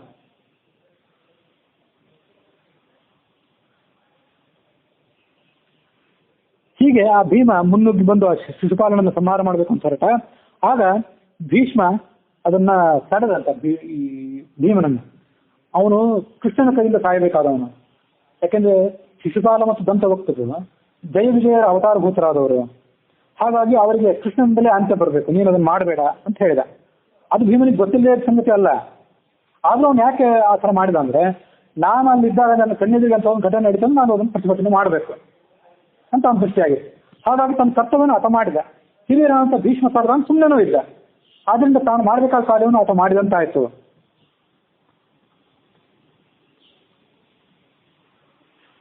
ಇಷ್ಟಾದ್ರೂ ಕೂಡ ಆ ಶಿಶುಪಾಲ ಕೃಷ್ಣನನ್ನ ನಿಂದನೆ ಮಾಡ್ತಾನೆ ಇದ್ದ. ಭಾಗವತ ಹೇಳುವಂತೆ ಕೃಷ್ಣ ಆ ರಾಜರೆಲ್ಲರನ್ನು ಹಿಂದೆ ಸರಿಲಿಕ್ಕೆ ಹೇಳಿದ. ಪರಮ ಕ್ರುದ್ಧನಾಗಿ ತನ್ನ ಸುದರ್ಶನ ಚಕ್ರವನ್ನ ಕೈಯಲ್ಲಿ ತಗೊಂಡು ಆ ಶಿಶುಪಾಲನ ತಲೆಯನ್ನು ಕತ್ತರಿಸಿ ಹಾಕಿದ. ಸಭೆಯಲ್ಲಿ ದೊಡ್ಡ ಕೋಲಾಹಲ ಆಯಿತು. ಶಿಶುಪಾಲನ ಅನ್ಯಾಯಗಳಂತಹ ರಾಜರು ಹೆದರಿ ಅಲ್ಲಿಂದ ಪಲಾಯನ ಮಾಡಿಬಿಟ್ರು. ಶಿಶುಪಾಲನ ತಲೆ ಕೆಳಗೆ ಬೀಳ್ತಾ ಇದ್ದಂತೆ ಒಂದು ಜ್ವಾಲೆ, ಒಂದು ಉಲ್ಕೆಯಂತೆ ಹೊರಗೆ ಬಂದು ಆ ಕೃಷ್ಣನ ಹೃದಯವನ್ನು ಪ್ರವೇಶ ಮಾಡಿತ್ತು. ಆತ ಅವನ ಭಕ್ತನಾದ್ರಿಂದ ಅಂತ ಹೇಳ್ತೀವಿ ಶಾಸ್ತ್ರದಲ್ಲಿ. ಶಿಶುಪಾಲ ಕೃಷ್ಣನ ಪರಮ ದ್ವೇಷಿಯಾಗಿದ್ದ. ಅದು ಒಂದು ಜನ್ಮದ ದ್ವೇಷವಾಗಿರಲಿಲ್ಲ, 3 ಜನ್ಮದ ದ್ವೇಷ ಆಗಿತ್ತು. ಹಿರಣ್ಯಾಕ್ಷ ಹಿರಣ್ಯಕಶಿಪುಗಳು ಅವರಿಬ್ಬರು, ಹಿರಣ್ಯಾಕ್ಷ ವರಾಹಾವತಾರಕ್ಕೆ ಬಲಿಯಾದ, ಹಿರಣ್ಯಕಶಿಪು ನರಸಿಂಹಾವತಾರದ ಕ್ರೋಧಕ್ಕೆ ಬೂದಿಯಾದ, ರಾವಣ ಕುಂಭಕರ್ಣರು ರಾಮನ ಬಾಣಗಳಿಗೆ ಸುಟ್ಟು ಮರಣಿಸಿದ್ರು. ಶಿಶುಪಾಲದಂತ ಹೋಗ್ತದ್ದು ಕೃಷ್ಣನ ಅವತಾರದಲ್ಲಿ ಸತ್ತು ಹೋಗಿದ್ರು. ಶಿಶುಪಾಲನಿಗಿಂತ ಮೊದಲೇ ದಂತವಕ್ರನ ವಧೆ ಆಗಿತ್ತು. ಶಾಸ್ತ್ರೀಯದನ್ನ ಹೇಳುವಂತೆ ಭಾಗವತದಲ್ಲಿ ಬರುವಂತೆ ಶಿಶುಪಾಲನ ವಧೆಯನ್ನು ಕೇಳಿ ಆ ದಂತವಕ್ರ ಕೃಷ್ಣನ ದಂಡೆತ್ತಿ ಬಂದಿದ್ದ ಅಂತ ಮುಂದೆ ಬರೋದಿದೆ. ಆದರೆ ನಿರ್ಣಯ ಏನು ಹೇಳ್ತದೆ ಅಂತಂದ್ರೆ, ಮೊದಲೇ ದಂತವಕ್ರನ ವಧೆ ಆಗಿತ್ತು, ಆಮೇಲೆ ಶಿಶುಪಾಲನ ವಧೆ. ಆ ತಮ್ಮನ ವಧೆ ಮೊದಲು ಯಾವಾಗಲೂ, ಆಮೇಲೆ ಈ ಅಣ್ಣನ ವಧೆ. 3 ಜನ್ಮಗಳಿಂದ ಕೂಡ ದ್ವೇಷ ವರ್ಧನೆ ಆಗ್ತಾನೆ ಇತ್ತು. ಕೃಷ್ಣನ ಆತ ಈ ದ್ವೇಷ ಬುದ್ಧಿಯಿಂದ ಅದು ಕೂಡ ಆತ ಧ್ಯಾನ ಮಾಡ್ತಿದ್ದಂತೆ. ದ್ವೇಷ ಬುದ್ಧಿಯಿಂದ ಅದು ಕೂಡ ಕೃಷ್ಣನನ್ನು ಧ್ಯಾನ ಮಾಡಿ ಮಾಡಿ ಮಾಡಿ ಆತ ಕೃಷ್ಣಮಯನಾಗಿ ಬಿಟ್ಟಿದ್ದ. ಹಾಗಾಗಿ ಆತ ಸದ್ಗತಿಯನ್ನು ಪಡ್ಕೊಂಡ. ಏನು ಹೇಳುವಂತೆ ಕಾಣಿಸ್ತದೆ ಅಂದ್ರೆ, ಪ್ರೇಮದಿಂದಾಗಲಿ ಭಕ್ತಿಯಿಂದಾಗಲಿ ದ್ವೇಷದಿಂದಾಗಲಿ ಕೃಷ್ಣನನ್ನ ಸದಾ ಧ್ಯಾನ ಮಾಡಿ ಮಾಡಿ ಆ ಕೃಷ್ಣಮಯರು ಯಾರು ಆಗಿಬಿಟ್ಟಿರ್ತಾರಲ್ಲ ಅವ್ರಿಗೆ ಸದ್ಗತಿ ಅಂತ ಹೇಳುವಂತೆ ಕಾಣಿಸ್ತದೆ ಭಾಗವತ ಮತ್ತು ಮಹಾಭಾರತ ಇತ್ಯಾದಿಗಳು. ಅಲ್ಲಿ ಆಗಿದ್ದು ಶಿಶುಪಾಲನಿಗೆ ಸದ್ಗತಿ ಅಲ್ಲ. ಶಿಶುಪಾಲನಿಗೆ ಒಳಗಿದ್ದಂಥ ಜಯ ಅಂತ ಏನು ಕೃಷ್ಣನ ದ್ವಾರಪಾಲಕ ಇದ್ದ, ಅವನಿಗೆ ಸದ್ಗತಿ ಆಯಿತು. ಅಲ್ಲಿ ಒಳಗಿದ್ದಂಥ ಆದಿ ಹಿರಣ್ಯಕಶಿಪು ಅಂತ ರಾಕ್ಷಸ ಏನಿತ್ತ, ಆತ ದುರ್ಗತಿಗೆ ಹೋದ. ದ್ವೇಷ ಮಾಡಿದವನು ಯಾರು? ಆ ರಾಕ್ಷಸ. ದ್ವೇಷ ಮಾಡಿದವನು ದುರ್ಗತಿಯನ್ನು ಪಡೆದ, ಭಕ್ತಿ ಮಾಡಿದವನು ಸದ್ಗತಿಯನ್ನೇ ಪಡೆದ. ಆ ಶಿಶುಪಾಲನ ಶರೀರದಲ್ಲಿ ಹಿರಣ್ಯಕಶಿಪು ಇದ್ದ, ಜಯನೂ ಇದ್ದ. ಆದ್ರೆ ಏನಾಗ್ತದೆ, ಹೇಗೆ ಆ ಪ್ರಕೃತಿ ಈ ಹೊರಗಿನ ಶರೀರ, ಪಂಚೇಂದ್ರಿಯಗಳು, ಪಂಚಕರ್ಮೇಂದ್ರಿಯ, ಪಂಚ ಜ್ಞಾನೇಂದ್ರಿಯ ಮತ್ತು ಮನಸ್ಸೇನಿದೆಯಲ್ಲ, ಇದು ಒಳಗಿರುವಂತಹ ಸಜ್ಜೀವನ ಪ್ರವೃತ್ತಿಯನ್ನ ತಡೆ ಹಿಡಿದಿರ್ತದೆ. ಆ ಸಜ್ಜನಕ್ಕೆ ಹೊರ ಕಾಣೋದೇ ಇಲ್ಲ. ಅವನ ದೌರ್ಜನ್ಯ ಮಾತ್ರ ಹೊರ ಕಾಣಿಸ್ತದೆ. ದುರ್ಜನ ಅಂತ ಹಿರಣ್ಯಕಶಿಪುವಿನ ಆಟಾಟೋಪ, ಅವನ ದ್ವೇಷ, ಅವನ ಕ್ರೌರ್ಯ, ಅದು ಮಾತ್ರ ಹೊರ ಕಾಣಿಸ್ತಿತ್ತು. ಒಳಗೆ ಹುದುಗಿದ್ದಂತಹ ಸಜ್ಜನ, ಅವನೊಳಗೆ ಮನಸ್ಸಿನಲ್ಲಿರುವಂತಹ ಭಕ್ತಿ ಜ್ಞಾನ ವೈರಾಗ್ಯಗಳು ಅಲ್ಲಿ ಕಾಣುವಂತ ಇರಲಿಲ್ಲ. ಅದು ಆ ಪ್ರಕೃತಿಯ ಬಂಧನದ ಮಹತ್ವ. ಹೀಗಾಗಿ ಸದ್ಗತಿ ಆಗಿದ್ದು ಬೇರೆಯವನಿಗೆ, ದುರ್ಗತಿ ಆಗಿದ್ದು ಮತ್ತೊಬ್ಬನಿಗೆ ಅಂತ ಅದನ್ನು ನಾವು ಶಾಸ್ತ್ರೀಯ ರುಕ್ಮಿಣೀಶ್ ವಿಜಯ ಇತ್ಯಾದಿ ಹಿನ್ನೆಲೆಯಲ್ಲಿ ನೋಡ್ಬೇಕು. ಎಲ್ಲ ಕಡೆ ಆಗಿದ್ದ ಹಾಗೆ, ಆ ಪೂತನ ಇತ್ಯಾದಿ ಎಲ್ಲ ಸಂದರ್ಭದಲ್ಲೂ ಈ ಸಂದರ್ಭದಲ್ಲೂ ಆಗಿದ್ದ ಹಾಗೇನೆ.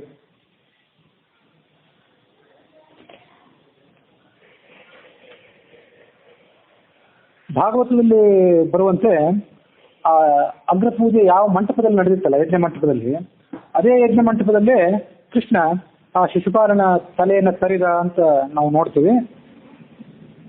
ಮಹಾಭಾರತದ ಔತ್ತರೆಯ ಪಾಠನೂ ಹಾಗೇ ಇದೆ. ಮಹಾಭಾರತಕ್ಕೆ ಉತ್ತರದ ಪಾಠ, ದಕ್ಷಿಣ ಪಾಠ ಅಂತ ಹೇಳಿದೆ. ಮಹಾಭಾರತದ ಉತ್ತರ ಭಾಷೆ ಸರಿಯಾದ ಪಾಠದಲ್ಲಿ ಕೂಡ ಆ ಯಜ್ಞ ಭೂಮಿಯಲ್ಲೇ ಶಿಶುಪಾಲನ ಅಂತ್ಯ ಆಯಿತು ಅಂತಿದೆ. ದಾಕ್ಷಿಣಾತ್ಯ ಪಾಠದಲ್ಲಿ ನಿರ್ಣಯಕ್ಕೂ ಹೊಂದಾಣಿಕೆ ಇದೆ. ಅಲ್ಲಿ ಆಗಲಿಲ್ಲ. ಕೃಷ್ಣ ಅವನನ್ನು ಯುದ್ಧ ಭೂಮಿಗೆ ಕರ್ಕೊಂಡು ಹೋದ. ಯುದ್ಧ ಭೂಮಿಗೆ ತಗೊಂಡು ಹೋಗಿ ಅಲ್ಲಿ ಅವರು ಯುದ್ಧ ಮಾಡಿ ಕೃಷ್ಣ ಆತನನ್ನು ಸೋಲಿಸಿ ಅವನ ಶಿರಸ್ಸನ್ನು ಕತ್ತರಿಸಿದ. ಶಿಶುಪಾಲನ ನೇತೃತ್ವದಲ್ಲಿ ಸಮಸ್ತ ರಾಜರು ಕೂಡ ಕೃಷ್ಣನ ಯುದ್ಧ ಮಾಡಲಿಕ್ಕೆ ಬಂದರು. ಯುದ್ಧಕ್ಕೆ ಬನ್ನಿ ಅಂತ ಕರೆದ ಕೃಷ್ಣ. ಕೃಷ್ಣನು ಕೂಡ ರಥ ಏರಿದ. ಭೀಷ್ಮ ಅವನಿಗೆ ಕೈ ಹೀಗೆ ಕೊಟ್ಟು ರಥ ಏರಿಸಿದ ಅಂತಿದೆ ದಕ್ಷಿಣ ಭಾರತದ ಪಾಠದಲ್ಲಿ. ಅಂದ್ರೆ ಅದೊಂದು ವೈಭವ. ಆ ಮಹಾತ್ಮನಾದ ಒಂದು ರಥ ಇರಬೇಕು, ಅವನಿಗೆ ಕೈ ಕೊಟ್ಟು ಅವನ ಮೇಲೆ ಏರಿಸಿ ಕೂಡಿಸ್ಬೇಕು ಅಂತೇಳಿ. ತನ್ನ ತೇಜೋಬಲದಿಂದ ಶತ್ರು ರಾಜರನ್ನ ಹಿಮ್ಮೆಟ್ಟಿಸಿ ಶಿಶುಪಾಲನ ಕುಕೃತ್ಯಗಳನ್ನೆಲ್ಲ ಬಣ್ಣಿಸಿ ಈ ಪಾಪಿಷ್ಟ ರುಕ್ಮಿಣಿಯನ್ನು ಕೂಡ ಬಯಸಿದ್ದ ಅಂತ ಆತನ ದೋಷವನ್ನು ಎತ್ತಿ ತೋರಿಸಿದೆ ಎಲ್ಲರಿಗೂ. ಆ ಶಿಶುಪಾಲ ತನ್ನ ತಪ್ಪನ್ನು ಒಪ್ಕೊಳ್ಳೋ ಬದಲು, ಈಗ ರುಕ್ಮಿಣಿ ನಿನ್ನ ಪತ್ನಿಯಾಗಿದ್ದಾಳೆ, ನಿನ್ನ ಪತ್ನಿಯ ಮೇಲೆ ಒಂದು ಕಾಲಕ್ಕೆ ನಾನು ಕಣ್ಣು ಹಾಕಿದ್ದೆ ಅಂತ ಈಗ ನನ್ನ ಎದುರು ಹೇಳ್ತಿದೆಯಲ್ಲ, ಏನು ನಾಚಿಕೆ ಆಗೋದಿಲ್ಲೇನು ಅಂತ ಶಿಶುಪಾಲ ಕೃಷ್ಣನನ್ನೇ ಬೈದ. ಅದು ನಿನ್ನ ಪತ್ನಿಗೆ ಒಂದು ಅವಮರ್ಯಾದೆ ಅಲ್ಲವೇ ಅಂತ ಬೈದ. ಹೀಗೆ ಅವರಿಬ್ಬರು ಯುದ್ಧ ನಡೀತು, ಮಾಯಾ ಯುದ್ಧವೂ ನಡೆಯಿತು. ಇಂಥ ಯುದ್ಧವೇ ನಾನು ಎಲ್ಲೂ ನೋಡಿಲ್ಲ ಅಂದ ಕೃಷ್ಣನ ಸಾರಥಿ ಆದಂತಹ ದಾರುಕ. ಕೃಷ್ಣ ಕೊನೆಗೊಮ್ಮೆ ಶಂಖನಾದ ಮಾಡಿ ಚಕ್ರದಿಂದ ಆತನ ಶಿರಸ್ಸನ್ನು ಕತ್ತರಿಸಿದ. ಯುದ್ಧ ಭೂಮಿಯಲ್ಲಿ ಆಗಿದ್ದು ಅಂತ ಮಹಾಭಾರತದ ದಕ್ಷಿಣ ಭಾರತಾನುಸಾರಿಯಾದಂಥ ಪಾಠ ಮತ್ತು ನಿರ್ಣಯದಲ್ಲಿ ಹೇಳುವಂತೆ ಆ ಸಂಗತಿಯನ್ನು ನೋಡಬೇಕು.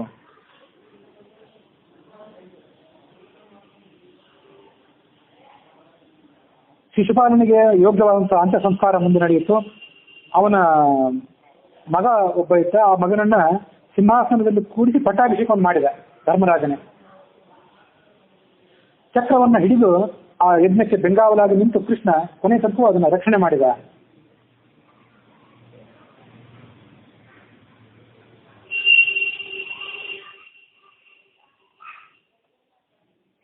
ಹೀಗೆ ಆ ಶಿಶುಪಾಲನಿಗೆ ಸದ್ಗತಿ ಸಿಕ್ಕ ನಂತರ ಚಕ್ರವರ್ತಿ ಆದಂತಹ ಯುಧಿಷ್ಠಿರ ಎಲ್ಲ ಪೃಥ್ವಿಜರನ್ನು ಕರೆದುಕೊಂಡು ಆ ಯಜ್ಞದ ವೈಭವವನ್ನು ಮುಂದುವರಿಸಿದ. ಯಜ್ಞದಲ್ಲಿ ವೈಭವ ಏನೇನಿತ್ತು ಅಂತ ಇಲ್ಲದೆ ಅದೆಲ್ಲವನ್ನು ಇಲ್ಲಿ ಹೇಳೋದಿಲ್ಲ. ಮಹಾಭಾರತದಲ್ಲಿ ಹೇಳಲಿಕ್ಕೆ ಒಂದಿಷ್ಟು ವಿಷಯ ಇರಲಿ ಅಂತ. ಕೃಷ್ಣನ ಜೀವನದಲ್ಲಿ ಪ್ರಧಾನವಾದ ಘಟನೆ ಜರಾಸಂಧನ ವಧೆ, ಶಿಶುಪಾಲನ ವಧೆ. ಆದ್ದರಿಂದ ಅದು ಭಾಗವತದಲ್ಲಿ ಬರಲಿಲ್ಲ ಆದರೂ, ಜರಾಸಂಧನ ವಧೆ ಹರಿವಂಶದಲ್ಲಿ ಬರಲಿಲ್ಲ ಆದರೂ ಅದನ್ನು ಹೇಳಬೇಕಾಯ್ತು. ಯಜ್ಞದ ವೈಭವ ಏನಿತ್ತು ಅಂತ ಎಲ್ಲ ಪ್ರತ್ಯೇಕವಾಗಿದೆ ಇಲ್ಲಿ. ಕೃಷ್ಣ ಏನ್ ಮಾಡಿದ್ದ, ಕೃಷ್ಣನ ಒಂದು ಪಾತ್ರ ಇತ್ತಂತೆ ಯಜ್ಞದಲ್ಲಿ. ಬೇರೆ ಬೇರೆ ಎಲ್ಲರೂ ಒಂದೊಂದು ಪಾತ್ರ ತಗೊಂಡಿದ್ರು. ಬ್ರಾಹ್ಮಣರ ಪಾದ ತೊಳೆಯುವ ಕೆಲಸವನ್ನು ಕೃಷ್ಣ ತಗೊಂಡಿದ್ದ ಅಂತಿದೆ. ಅದೊಂದು ವ್ಯತ್ಯಾಸವಾದ ಸಂಗತಿ. ಯಾಗದ ಕೊನೆಯಲ್ಲಿ ಎಲ್ಲ ಬ್ರಾಹ್ಮಣರು, ಋತ್ವಿಜರು ಮತ್ತು ಕ್ಷತ್ರಿಯರು, ಯುಧಿಷ್ಠಿರಾದಿಗಳು, ಪಾಂಡವರೆಲ್ಲರೂ ಕೂಡ ಅವಭೃತ ಸ್ನಾನ ಮಾಡಿದರು. ಅವಭೃತ ಸ್ನಾನ ಅಂದ್ರೆ ಮೊನ್ನೆ ಒಂದು ದಿವಸ ಹೇಳಿದಂತೆ ಎಲ್ಲ ಯಜಮಾನನಾದವನು, ಯಜಮಾನತಿಯರು ಎಲ್ಲರೂ ಸೇರಿ ನದಿಯಲ್ಲಿ ಹೋಗಿ ಯಜ್ಞದ ಉಪಕರಣಗಳ ಸಮೇತರಾಗಿ ಸ್ನಾನ ಮಾಡಬೇಕು. ಅದಕ್ಕೆ ಅವಭೃತ ಸ್ನಾನ ಅಂತ ಕರೀತಾರೆ. ಗಂಧರ್ವರು ಮತ್ತು ಅಪ್ಸರೆಯಲ್ಲರೂ ಕೂಡ ನೃತ್ಯ ಮತ್ತು ಸಂಗೀತಗಳ ಮೂಲಕ ಆ ವೈಭವವನ್ನು ಅವರು ವರ್ಣನೆ ಮಾಡಿದರು. ಬಂದಂತಹ ಎಲ್ಲ ರಾಜರು ತಮ್ಮ ತಮ್ಮ ಪ್ರದೇಶಗಳಿಗೆ ಹಿಂತಿರುಗಿದ್ರು. ಪಾಂಡವರು ಕೂಡ ಗಂಗಾ ನದಿಗೆ ಹೋಗಿ ಸ್ನಾನ ಮಾಡಿದ್ರು. ಇಂದ್ರಪ್ರಸ್ಥ ಇದ್ದಿದ್ದು ಯಮುನಾ ನದಿ ಸಮೀಪದಲ್ಲಿ. ಯಮುನಾ ನದಿಗೆ ಹೋಗಲಿಲ್ಲ ಅವರು ಅವಭೃತ ಸ್ನಾನ ಮಾಡಲಿಕ್ಕೆ, ಗಂಗಾ ನದಿಗೆ ಹೋದ್ರು ಅಂತ ಹೇಳ್ತದೆ. ಅಲ್ಲಿ ಅವರು ಸ್ನಾನ ಮಾಡಿ ಅವಭೃತ ಸ್ನಾನವನ್ನು ಮುಗಿಸಿದರು. ತಾತ್ಪರ್ಯ ಬಂದ ನಿರ್ಣಯದಲ್ಲಿ ಹೇಳಿದಂತೆ.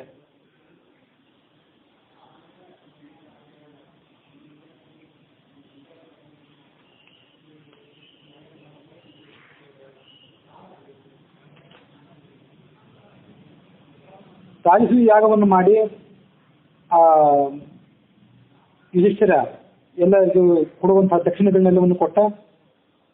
ಆದ್ರೆ ದುರ್ಯೋಧನಿಗೆ ಅವರ ವೈಭವವನ್ನು ತಿಳಿಸ್ಕೊಳ್ಳಿಕ್ಕಾಗಲಿಲ್ಲ ಪಾಂಡವರಿಗೆ ಅಂತ ಹೇಳ್ತೀವಿ ಭಾಗವತ. ಈ ರಾಜಸೂಯ ಯಾಗದ ವೈಭವವನ್ನ, ಅದರ ಕೀರ್ತಿಯನ್ನು ಯಾರು ನಿತ್ಯವೂ ಕೂಡ ಶ್ರವಣ ಮಾಡ್ತಾರೆ, ಯಾರು ಮತ್ತು ಪಠನ ಮಾಡ್ತಾರೆ, ಅವರು ಎಲ್ಲ ರೀತಿಯಾದಂತಹ ಪಾಪಗಳನ್ನು ಕೂಡ ಕಳ್ಕೋತಾರೆ. ಭಾಗವತ ದಶಮಸ್ಕಂದ 75ನೇ ಅಧ್ಯಾಯದಲ್ಲಿ ಬರುವಂತೆ ಅದರ ಇನ್ನಷ್ಟು ವಿವರಣೆಗಳನ್ನು ಭಾಗವತದ ಜರಾಸಂಧ ಈ ರಾಜಸೂಯ ಯಾಗದ ವಿವರಣೆಯನ್ನ ಮತ್ತೆ ಹೇಳಿ ಅಂತ ಕೇಳ್ಕೊಂಡ ಪರೀಕ್ಷಿತ ರಾಜ. ಅದಕ್ಕಾಗಿ ಅವ್ರು ಹೇಳಿದರು. ಭೀಮಸೇನ ಪಾಠಶಾಲೆಗೆ ಅಧ್ಯಕ್ಷನಾಗಿದ್ದ. ಕೃಷ್ಣ ಅತಿಥಿಗಳ ಕಾಲು ತೊಳೆಯುವಂತಹ ಕೆಲಸವನ್ನ ಸ್ವೀಕಾರ ಮಾಡಿಕೊಂಡಿದ್ದ. ಹೀಗೆ ಅವರೆಲ್ಲರೂ ಕೂಡ ಆ ಯಜ್ಞವನ್ನ ಸಾಂಗವಾಗಿ ನೆರವೇರುವಂತೆ ಮಾಡಲಿಕ್ಕೆ ಸಹಾಯಕರಾದರು.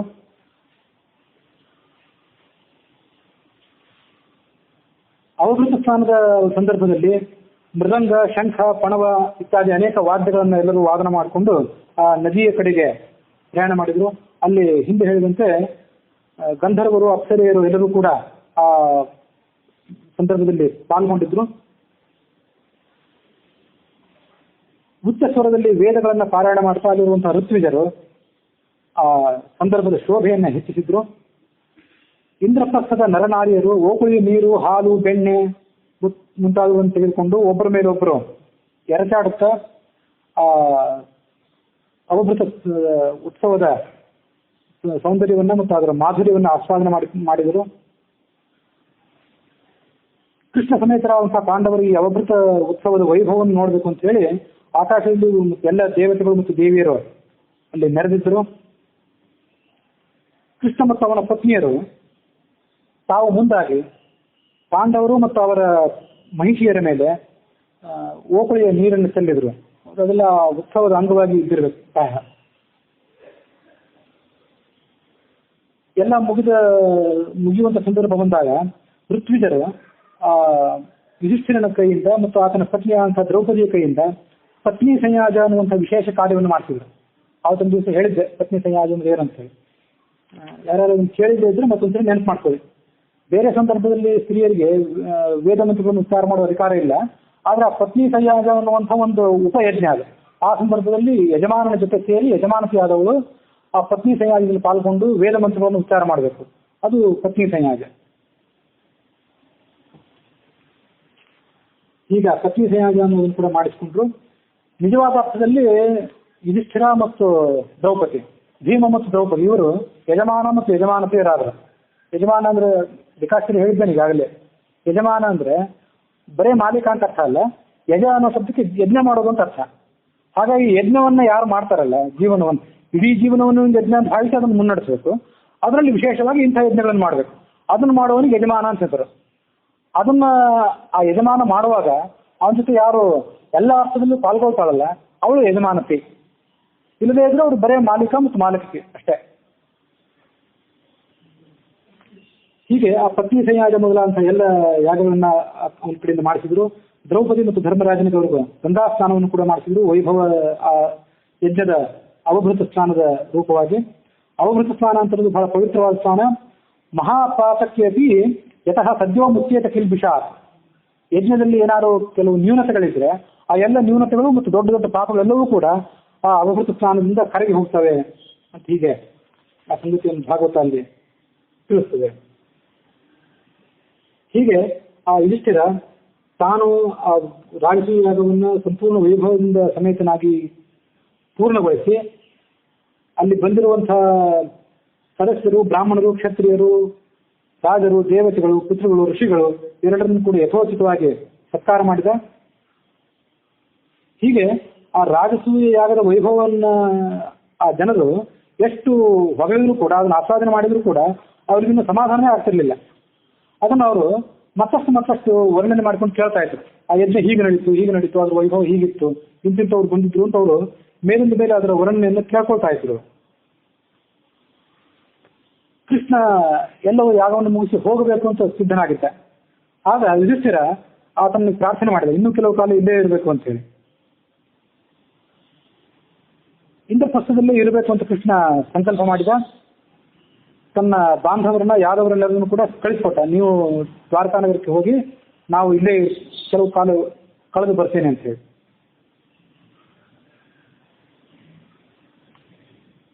ಇದಾದ ಬಳಿಕ ಭಾಗವತ ದಶಮಸ್ಕಂದದ 70ನೇ ಅಧ್ಯಾಯದಲ್ಲಿ ಸಭೆಯಲ್ಲಿ ಅವರೆಲ್ಲ ಕುತ್ಕೊಂಡಿದ್ದಾಗ ದುರ್ಯೋಧನ ಅಲ್ಲಿಗೆ ಬಂದು ಅಪಹಾಸ್ಯಕ್ಕೊಳಗಾದಂತಹ ಘಟನೆಗಳಿದೆ. ಅದನ್ನೆಲ್ಲ ವಿವರ ಇಲ್ಲಿ ಹೇಳೋದಿಲ್ಲ. ಅಂದ್ರೆ ಈ ಹರಿವಂಶ ಹೇಳುವಾಗ ಈ ರಾಜಸೂಯ ಯಾಗ ಇದಾಯ್ತು, ಮುಂದೆ ಇದರ ಫಲವಾಗಿ ಆ ದುರ್ಯೋಧನನ ದ್ವೇಷದ ಫಲವಾಗಿ ಆ ಜೂಜಾಟ ಆಗುವ ವರ್ಣನೆ ಅದನ್ನು ಸಂಕ್ಷಿಪ್ತವಾಗಿ ಹೇಳ್ತೇನೆ ಅಷ್ಟೇ. ಕೃಷ್ಣನ ಕಥೆ ಎಲ್ಲಾನು ಒಟ್ಟಾಗಿ ಬರಬೇಕು ಅಂತ ನನ್ನ ಉದ್ದೇಶ. ಹರಿವಂಶದಲ್ಲಿ ಅದೆಲ್ಲ ಇಲ್ಲದಿದ್ರೂ ಕೂಡ ಕೃಷ್ಣನ ಕಥೆ ಒಟ್ಟಾಗಿ ಎಲ್ಲಾನು ನಮಗೆ ಶ್ರವಣಕ್ಕೆ ಸಿಗುವಂತಾಗಬೇಕು ಒಂದೇ ಹಂತದಲ್ಲಿ ಅನ್ನೋ ಉದ್ದೇಶಕ್ಕಾಗಿ ಈಗ ರಾಜಸೂಯ ಯಾಗ ನಡೀತು. ಮುಂದೆ ಇದರ ಫಲವಾಗಿ ಜೂಜಾಟ ನಡೆಯುವುದಿದೆ. ಆ ಜೂಜಾಟ ಪೂರ್ವಭಾವಿಯಾಗಿ ದುರ್ಯೋಧನ ಅಪಹಾಸ್ಯಕ್ಕೊಳಗಾದ ಅನ್ನೋ ಘಟನೆ ರಾತ್ರಿಯ ನಿರ್ಣಯದಲ್ಲಿ ಮತ್ತು ಭಾಗವತದ ದಶಮಸ್ಕಂದದ 75ನೇ ಅಧ್ಯಾಯದಲ್ಲಿದೆ. ಕೋಪದಿಂದ ದುರ್ಯೋಧನ ಕಿಡಿಕಿಡಿಯಾದ. ಹೀಗೆ ಆ ದುರ್ಯೋಧನಿಗೆ ಈ ತರ ಆಗಬಾರ್ದಿತ್ತು, ಅಯ್ಯೋ ಪಾಪ ಅಂತ ಜನ ಎಲ್ಲ ಮಾತಾಡ್ತಿದ್ರು. ಆದಷ್ಟು ಬೇರೆ ಅವನು ಕಿವಿ ಬಿತ್ತು. ಮತ್ತಷ್ಟು ಆತ ಸಂತಾಪದಿಂದ ಉರಿಲಿಕ್ಕೆ ಶುರು ಮಾಡಿದ. ತನ್ನ ಸೋದರ ಮಾವನಂತ ಶಕುನಿ, ಸಹೋದರನಂತ ದುಶ್ಯಾಸನ ಇತ್ಯಾದಿಗಳನ್ನ ಆತ ಕರೆದುಕೊಂಡು ತನ್ನ ನಗರಕ್ಕೆ ತೆರಳಿದ ಅನ್ನುವಲ್ಲಿಗೆ ಮಹಾಪುರಾಣವಾದಂತಹ ಪಾರಮಹಂಸ ಸಂಹಿತವಾಗಿರುವಂತಹ ಭಾಗವತದ ದಶಮಸ್ಕಂದದ 75ನೇ ಅಧ್ಯಾಯ ಮುಕ್ತಾಯ ಆಗಿದೆ.